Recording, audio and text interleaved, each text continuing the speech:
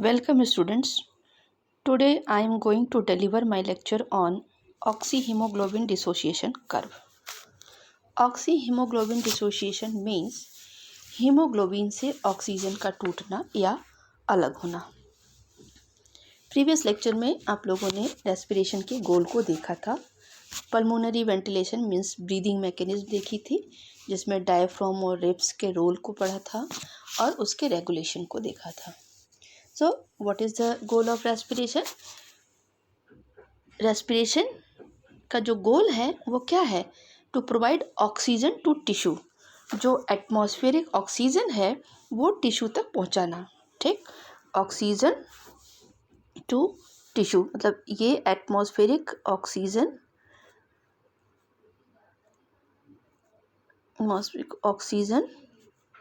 To tissue. ठीक है, to provide oxygen to tissue and in tissue, जैसा हम जानते हैं कि टिश्यू में ही, सेल्स में ही ऑक्सीडेटिव मेटाबॉलिज्म होगा और क्या लिबरेट होगी? CO2 की लिबरेशन होगी। ठीक, CO2 का लिबरेशन होगी तो इसका मतलब हमारी बॉडी में CO2 जो हमारे लिए हार्मफुल है, इट शुड बी रिमूव्ड, और ये रिमूव होनी चाहिए। तो फिर ये बाहर की तरफ रिमूव की जाएगी। इसका मतलब goal of respiration is to provide oxygen to tissue and removal of carbon dioxide to outside. ठीक है, तो ये हमारा मेन टारगेट है। अब टू अचीव दिस, इस गोल को अचीव करने के लिए respiration can be divided into 4 major functional events. अब वो इवेंट्स क्या हैं? अब फर्स्ट को हम कह सकते हैं pulmonary ventilation. Pulmonary ventilation means the inflow and outflow of air between the atmosphere and the lung alveoli.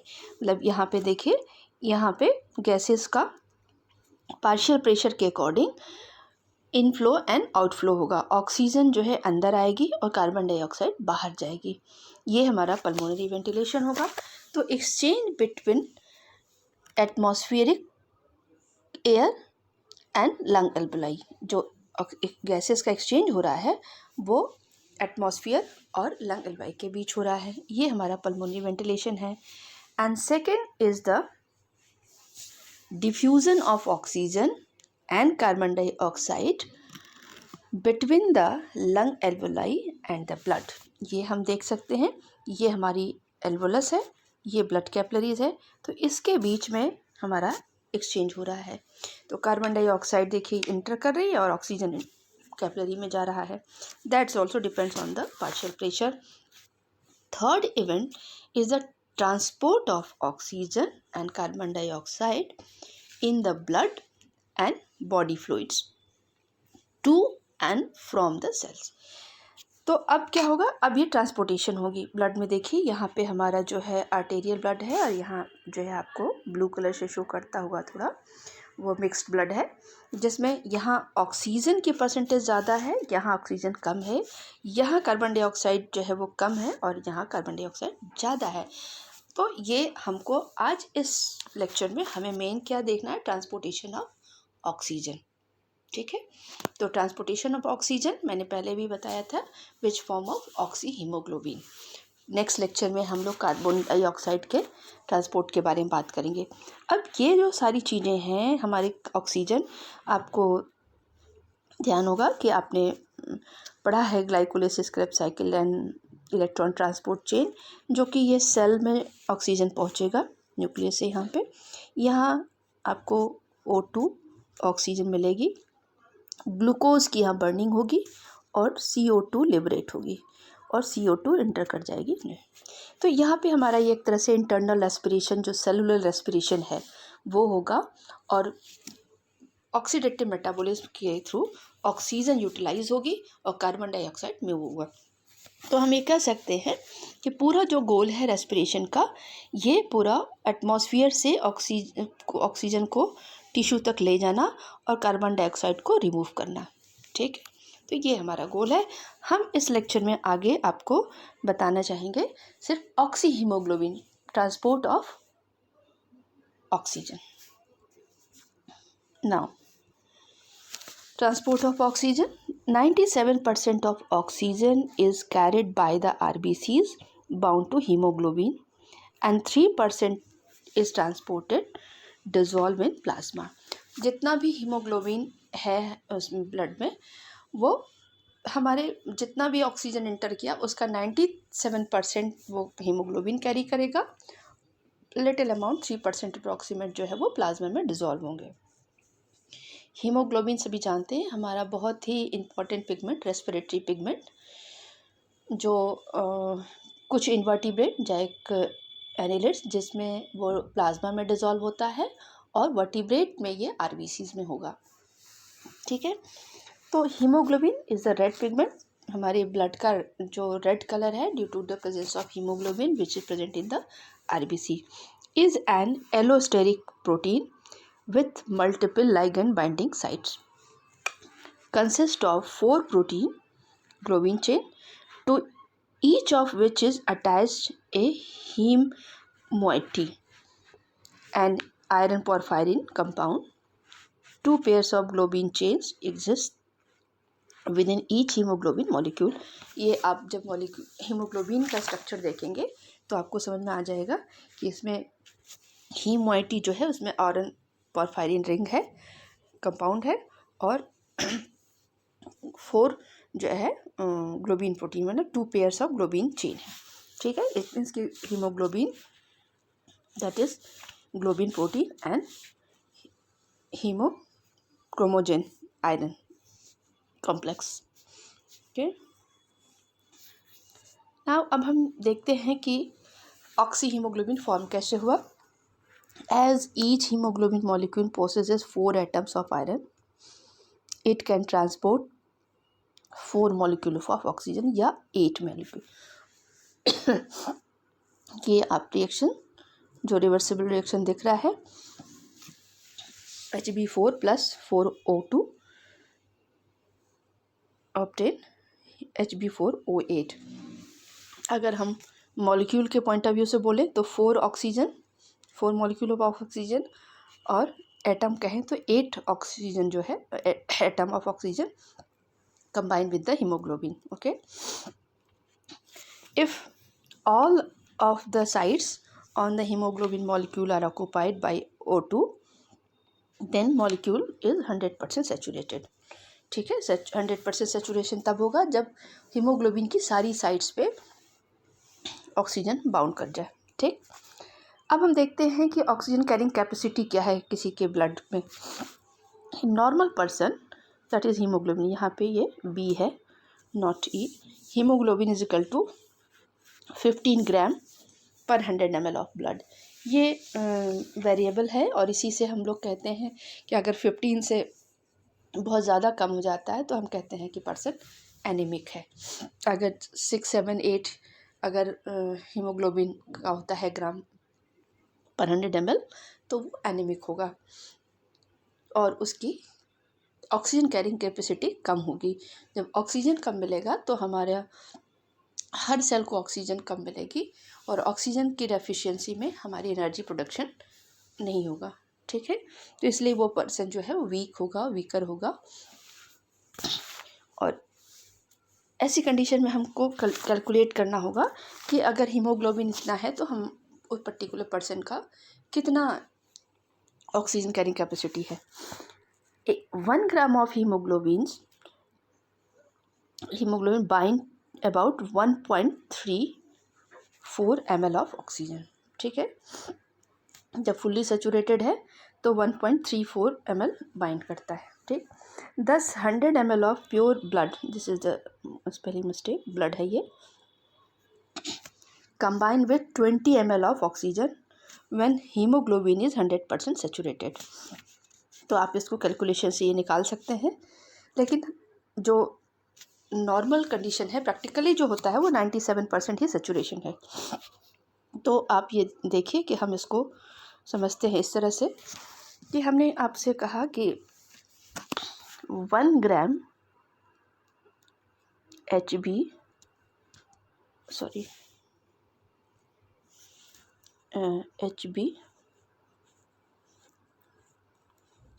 वो कितना कैरी करता है, 1.34 ml ऑफ O2।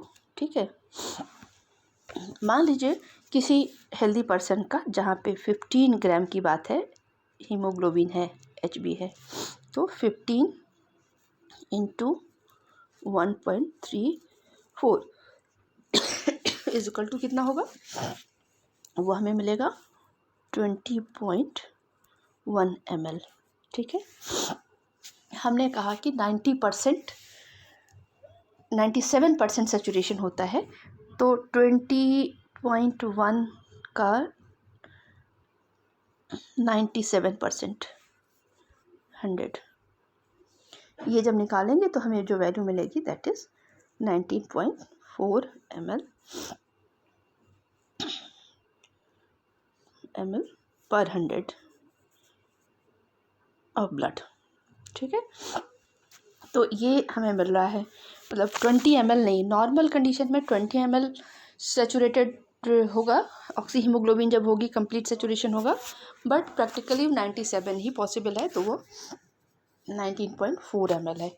अब अगर आप इमेजिन करिए कि किसी पर्सन का 10 ग्राम है हीमोग्लोबिन, ग्राम HB, तो उसकी कैरिंग कैपेसिटी कितनी हो, कितना ml ऑक्सीजन 100 ml कैरी करेगा, तो 10 मल्टीप्लाई बाय 1.34, तो वो कितना होगा, 13.4 ml ऑफ ऑक्सीजन। ठीक है, तो जैसे जैसे हीमोग्लोबिन घटता जाएगा आपका जो है वो परसेंटेज जो है वो ऑक्सीजन कैरिंग कैपेसिटी घटती जाएगी। ठीक है, तो इसलिए हीमोग्लोबिन के घटने से ऑक्सीजन का सैचुरेशन जो है वो घटता जाएगा। ठीक है, इसलिए हम अगर कोई पर्सन अगर जिसका हीमोग्लोबिन कम हो रहा है तो एनीमिक होगा और वीक होगा, क्योंकि उसमें ऑक्सीजन कैरिंग कैपेसिटी घट जाएगी। आइए हम इसको अब एक ग्राफ से समझते हैं।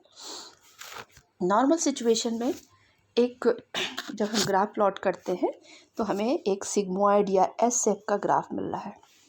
ये हमने ग्राफ किसके बीच में किया, ऑक्सीजन पार्शियल प्रेशर, ये इस लाइन पे जो है इसमें देखिए ये हमारी पार्शियल प्रेशर है mmHg में 10, 20, 30, 40, 50, 60, 70, 80, ये 100 mmHg, और इसी तरह से हीमोग्लोबिन परसेंटेज सेचुरेशन है, कि यहाँ सेचुरेशन परसेंटेज शो हो रहा है, और आपका उस पे हॉरिजॉन्टल प्लेन पे ऑक्सीजन का पार्शियल प्रेशर है।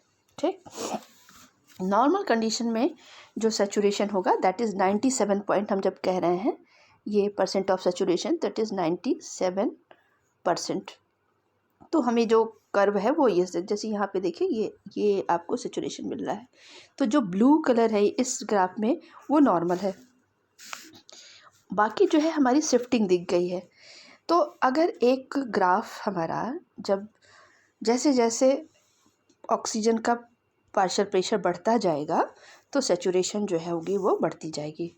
ठीक, ये हमारा देख रहे हैं कि ये हमारा पार्शियल प्रेशर बढ़ रहा है और ये haemoglobin percentage, oxy haemoglobin percentage है। तो जैसे जैसे पार्शियल प्रेशर ऑक्सीजन का है, ये हम नॉर्मल कंडीशन की बात कर रहे हैं, तब हमारा जो ग्राफ है वो आपको एक सिग्मोइड एस शेप का मिलेगा। ठीक, लेकिन अगर बॉडी की कंडीशन ऐसी है कि जिसमें कि सिचुएशन क्या होगी कि अगर partial pressure of carbon dioxide increases, hydrogen ion increases, इसका मतलब हाइड्रोजन आयन इंक्रीज का मतलब पीएच इंक्रीजेस, पीएच डिक्रीजेस। ठीक है, पीएच जो है एसिडिक होगा, और 2,3 DPG, इसका मतलब 2,3 डाइफॉस्फोग्लिसरेट, ये जो है इंक्रीज कर रहा हो और टेम्परेचर इंक्रीज कर रहा हो। तो जब ये सारे फैक्टर्स इन्वॉल्व हैं, that is factor affecting the oxy haemoglobin dissociation curve, तो जब ये सिचुएशन है तो जो ग्राफ है वो हमारा राइट शिफ्ट हो जाता है। आप इसमें रेड कलर के देखिए वो राइट शिफ्ट हो जाएगा, यहाँ लिखा है राइट शिफ्ट। ठीक, राइट शिफ्ट होगा।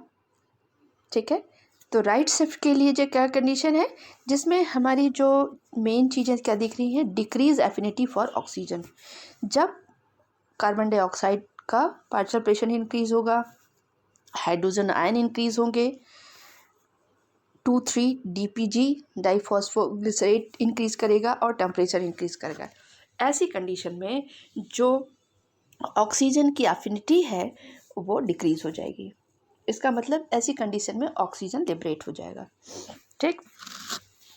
और अगर सिचुएशन ऐसी है कि partial pressure of carbon dioxide decrease है, हाइड्रोजन आयन लेस है, डिक्रीज है, 2,3 DPG लेस है, टेम्परेचर भी लेस है और हीमोग्लोबिन भी आपका लेस परसेंट, तो ऐसे कंडीशन में आपकी क्या होगी, ग्राफ जो है वो लेफ़्ट शिफ्ट करेगी, means increase affinity for oxygen.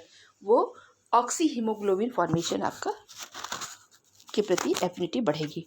तो आप ग्रीन कलर ग्राफ देखिए जो लेफ़्ट शिफ्ट हो रहा है और राइट शिफ्ट होने वाला जो ग्राफ है वो राइट। तो ये सिचुएशन जो फैक्टर्स है which influence the haemoglobin dissociation, तो ये सिचुएशन जिसमें कि हमारी बॉडी में कार्बन डाइऑक्साइड बढ़ गया हो, हाइड्रोजन आयन इंक्रीज कर गई हो, इसका मतलब कि पीएच एसिडिक कंडीशन में हो और डाइफॉस्फोग्लिसरेट 2,3 डाइफॉस्फोग्लिसरेट इंक्रीज कर गया हो, तो ये सारी जो है चीज़ें हीमोग्लोबिन से बाइंड कर जाती हैं और टेम्परेचर हाई हो, तो क्या हो, ऑक्सीजन जो है वो लिबरेट होगी, डिक्रीज एफिनिटी फॉर ऑक्सीजन। जो ऑक्सीमो हीमोग्लोबिन ये फॉर्मेशन यहाँ पे हो रहा है, ये ऑक्सी हीमोग्लोबिन डिसोसिएशन कर्व के बारे में, तो ये कर्व डिसोशिएट हो जाएगी। आई मीन कि ऑक्सी हीमोग्लोबिन जो है डिसोशिएट होगी और ऑक्सीजन जो है वो लिबरेट हो जाएगी टिश्यू को। ठीक है। तो ऑक्सीजन का हीमोग्लोबिन से अलग होना ज़रूरी है, तभी तो वो टिश्यू को जाएगा।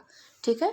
तो जब ये ऑक्सी हीमोग्लोबिन से ब्रेक होके ऑक्सीजन फ्री होगी तब ये टिश्यू को प्रोवाइड होगी। ठीक। और यहीं पे हम एक बात कहते हैं कि यहाँ पे बोर इफ़ेक्ट, ये जो राइट शिफ्ट है, ये राइट शिफ्ट जो है ग्राफ का, इधर ये राइट शिफ्ट है due to the high partial pressure of carbon dioxide that shift the graph towards right side, that is the Bohr effect. ठीक है, ये बोर इफ़ेक्ट है। तो ये राइट साइड होगा और इतने फैक्टर्स जो हैं that are responsible for the shift of curve towards right side. ठीक है, जो हमारा सिग्मॉइड कर्व है वो राइट शिफ्ट होगा और ये सारे फैक्टर जो होंगे ये कॉज करते हैं कि वो जो ग्राफ है वो सिग्मॉइड जो ग्राफ है वो शेप का, एस शेप का ग्राफ वो लेफ्ट शिफ्ट होगा। लेफ्ट शिफ्ट का होने का मतलब कि इसका जो ऑक्सी हीमोग्लोबिन फॉर्मेशन है वो ज़्यादा होगी, वो increase affinity of oxygen, haemoglobin का ऑक्सीजन के साथ ऑक्सी हीमोग्लोबिन फॉर्मेशन ज़्यादा होगी। ठीक है, तो जब ऑक्सी हीमोग्लोबिन फॉर्मेशन है तो ये सिग्मॉइड कर्व लेफ्ट शिफ्ट होगा और जब ऑक्सी हीमोग्लोबिन डिसोशिएट हो रहा है तो ये राइट होगा, that is the Bohr effect. ठीक, देखिए यहाँ पे the oxygen hemoglobin dissociation curve ODC is a curve that plot the proportion of hemoglobin in its saturated oxygen laden form on the vertical axis against the prevailing oxygen tension on the horizontal axis. ठीक है, तो Bohr effect, the decrease in pH, increase in hydrogen ion. ठीक है, concentration, shift the standard curve to the right while the an increase shift is to left. ठीक है ना, ये अभी हम लोगों ने देखा। and the T state has a lower affinity for the oxygen and than the R state.